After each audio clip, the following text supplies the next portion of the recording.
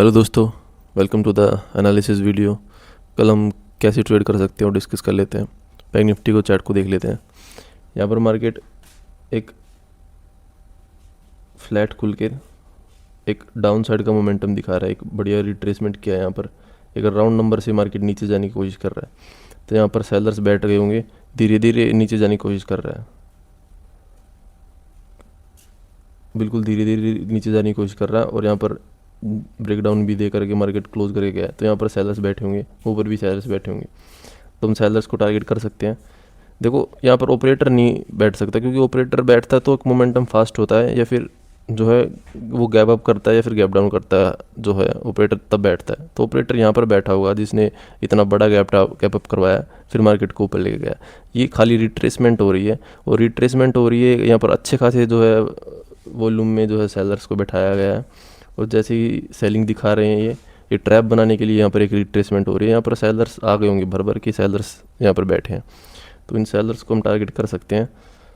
Market के अंदर जब तक ये सपोर्ट नहीं टूटता है तब तक हम यहाँ पर सेलर्स को टारगेट कर सकते हैं। थोड़ा मोड़ा अगर गैप डाउन भी होता है तो भी हम यहाँ पर बाइंग साइड के सेटअप को आइडेंटिफाई करेंगे, फ्लैट के केस में भी। और गैप अप का केस सबसे बढ़िया रहेगा हमारे लिए, क्योंकि सीधे ही डरेंगे, सेलर्स यहाँ पर बैठे हैं। अगर गैप अप होता है और मूव करना चालू करता है तो ये मार्केट को डर लगेगा इनको, और फिर मार्केट जो है एसएल इनके पड़े हैं ऊपर, तो जैसे ही एसलेट होंगे वैसे ही हमें यहाँ पर बाइंग आ सकती है। तो हम यहाँ पर बाइंग साइड के सेटअप को आइडेंटिफाई करेंगे तीनों ही केसेस में। ऊपर कुछ रेजिस्टेंस है, 500 का है, और ऊपर एक 800 का है, और नीचे एक 500 का सपोर्ट बन रहा है। सेंसेक्स के चार्ट को देख लेते हैं। सेंसेक्स के चार्ट में अच्छी खासी यहाँ पर सेलिंग हुई है। यहाँ पर ऊपर भी सेलर्स अवेलेबल हैं हमारे पास, और यहाँ पर जो है कल के लो को भी यहाँ पर ब्रेक डाउन किया है, तो यहाँ पर भी सेलर्स अवेलेबल होंगे। तो सेलर्स हैं, ऊपर भी सेलर्स हैं, नीचे भी सेलर्स अवेलेबल है हमारे पास। यहाँ पर बायर्स को, जो रिटेल में जिन्होंने बाइंग करी थी उनको सबको निकाल चुका है मार्केट। अब जो है मार्केट जब तक ये सपोर्ट नहीं टूट रहा है, सपोर्ट के ऊपर अगर मार्केट खुलता है, और फ्लैट के केस में भी और गैप अप के केस में भी हम यहाँ पर बाइंग साइड के सेटअप को आइडेंटिफाई करेंगे। लेकिन अगर ओपनिंग सपोर्ट के नीचे अगर खुल रहा है तो फिर अभी हमारे पास कोई प्लान है नहीं उसके बारे में। लेकिन अगर सपोर्ट के ऊपर ओपनिंग होती है, तीनों ही केस में हम बाइंग साइड के सेटअप को आइडेंटिफाई करेंगे।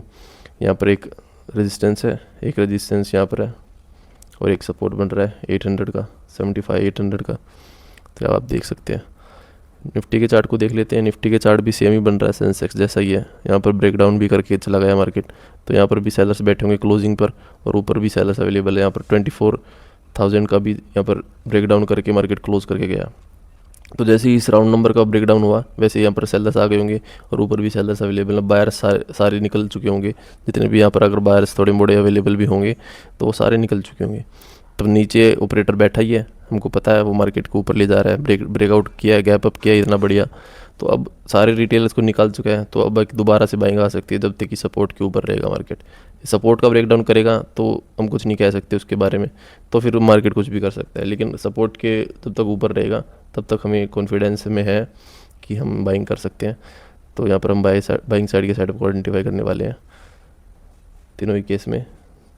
और राउंड नंबर का एक रेजिस्टेंस बन रहा है, ऊपर एक 80 का बन रहा है रेजिस्टेंस, 24,080 के आसपास, और नीचे एक सपोर्ट बन रहा है, और ये सपोर्ट जो है मेन सपोर्ट है। तो अपना ध्यान रखिए, हम मिलते हैं लाइव सेशन में।